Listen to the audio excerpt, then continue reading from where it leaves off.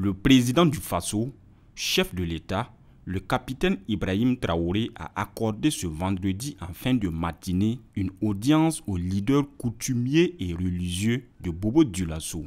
Selon le porte-parole de la délégation des chefs coutumiers, Sia Kassano, les leaders de la transition ont souhaité la bienvenue au président du Faso et l'ont félicité pour les efforts consentis dans la lutte contre le terrorisme pour sortir le Burkina Faso du gouffre. Les leaders coutumiers ont aussi soumis des doléances au président du Faso. On les souhaitait d'abord la bienvenue et puis le féliciter le fait d'avoir accepté et faire sortir ce pays du gouffre. Et nous les voyons à tout moment sur le terrain avec tous nos FDS et les VDP. Vu tout ce qu'ils font pour nous, et nous avons jugé nécessaire de passer les dire bonjour et de les féliciter, tout ce qu'ils font pour le Burkina Faso. Nous avons soumis certaines préoccupations, comme vu le calendrier chargé, nous avons parlé du problème des bus, de Bobo et de la ville de Sia et du Burkina Faso en général. Puisqu'on a senti qu'il y a un manque de bus pour les élèves qui sont nos futurs cadres.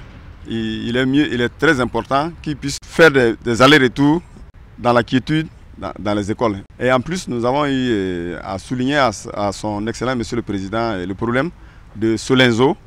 Parce que c'est mieux qu'on demande même au président qui peut nous donner des bonnes informations en ce qui concerne le problème de Solenzo.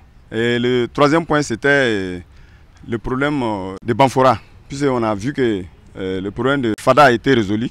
Donc il était tout nécessaire qu'on résolve le problème de Banfora, la chefferie de Banfora en fait. Les religieux ont renouvelé leurs engagements à prier pour le pays tout en appelant les Burkinabés à la cohésion sociale. Et nous sommes des leaders religieux. Nous sommes quand même peinés de voir que sur cette terre du Burkina Faso, on verse du sang humain comme de l'eau. Et c'est des Burkinabés qui versent du sang humain de Burkinabés comme de l'eau. Et donc ça révolte la conscience humaine et surtout la conscience religieuse. Parce que Dieu ne nous a pas donné la vie pour cela.